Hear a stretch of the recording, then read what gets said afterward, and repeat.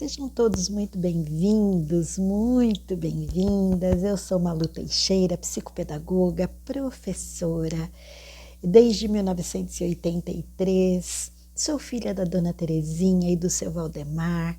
E você, meu convidado especial, neste mês, o mês de outubro, nós estamos falando um pouquinho sobre ser professor. Como eu disse, eu sou professora e já há alguns anos eu venho realizando esse trabalho que é tão gratificante, que é tão bonito.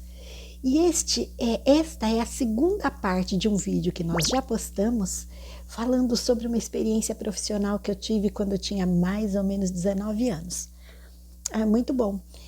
Se você ainda não assistiu o primeiro vídeo, eu recomendo que você dê uma olhadinha na parte 1 para você poder entender melhor essa história que fez com que eu me inspirasse para contar um pouquinho nesse mês onde nós homenageamos os nossos queridos professores. Bom, eu acho que eu parei na parte em que a minha mãe esteve na escola. Esteve na escola, ficou uns 40 minutos, observou as crianças e deu tchau, foi embora.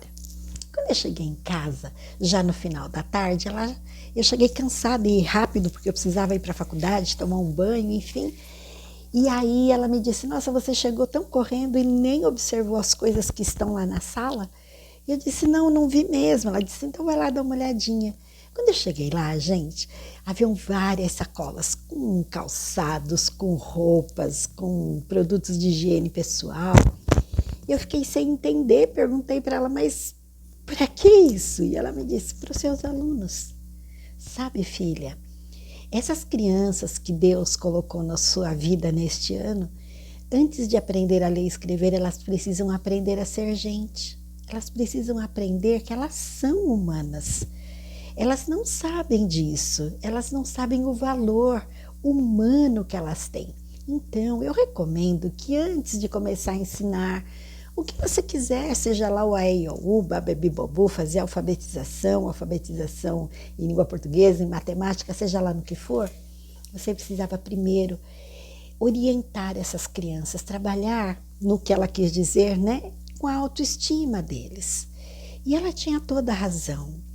Então, quando eu cheguei na escola no dia seguinte, para minha surpresa, o monitor de alunos, que em São Paulo nós chamamos de inspetor, né, o inspetor de alunos e a diretora já sabiam da proposta que a minha mãe tinha feito para eles, que contou para mim depois e que eu achei maravilhosa. Foi uma aula de pedagogia que eu nunca vi em lugar nenhum, mas que eu faço questão de compartilhar, porque as universidades não sabem ensinar isso e que a minha mãe me ensinou. Então eu me tornei uma professora muito melhor depois dessa experiência que ela me proporcionou. Então, nós combinamos, eu chegava na escola um pouquinho mais cedo, mudava de roupa, colocava uma roupa que ela fez toda especial, uma roupa que chamava bastante atenção, passava bastante perfume para que o odor daquelas crianças pudesse despertar neles o interesse na transformação. Olha como a professora está cheirosa, quem sabe se eu fico igual a ela, não é? E aí, nós passamos então, a escola tinha chuveiro, eu não sabia. A escola tinha tanque, eu não sabia. E a proposta que a minha mãe me sugeriu era de ensinar as crianças a tomar banho, a fazer um autocuidado, sabe? Tomar banho, lavar os cabelos. Então, nós perguntamos para as famílias e eles aceitaram. E aí, nós iniciamos esse projeto. Então, o senhor, que era o monitor de alunos, entrava com os meninos ali no toalete masculino, ligava o chuveiro, então a minha mãe conseguiu toalhas e as crianças se enxugavam e ela me disse assim, é importante que eles não levem todas as roupas para casa e que a roupa que eles chegarem antes do banho, que você os ensine a lavar no tanque, para valorizar, é mais uma forma de aprendizagem de autocuidado. E aí eu fiz isso. Comecei esse trabalho, então eu já não precisava mais ficar na porta como eu ficava por conta do odor, porque o cheiro foi mudando. E a gente tinha um espelho e eles foram se olhando, se penteando, se gostando, se amando. E quando eu dei por mim, quando eu percebi, todas aquelas crianças estavam alfabetizadas. E me emociona um pouquinho de contar, porque eu não faço milagres, não é? O cérebro dessas crianças, e aí a gente fala um pouquinho de neuroplasticidade, esse cérebro já tinha armazenado todo o conhecimento. Mas a questão emocional que envolvia essas crianças com a exclusão, com a rejeição, que eles sofriam por parte dos demais alunos da escola e até mesmo, eu ouso dizer, de alguns colegas professores, fez com que eles não valorizassem aquilo que eles já tinham, que era o conhecimento que estava dentro deles. Por essa razão, eu acredito, eles não conseguiam externar aquilo que eles sabiam. Quando eles se sentiram pertencentes, quando eles se sentiram parte daquele grupo, quando eles se sentiram respeitados por eles mesmos, amados por eles mesmos e por mim, e por toda a escola que começou a olhar a transformação deles, eles simplesmente mostraram o conhecimento que eles já tinham.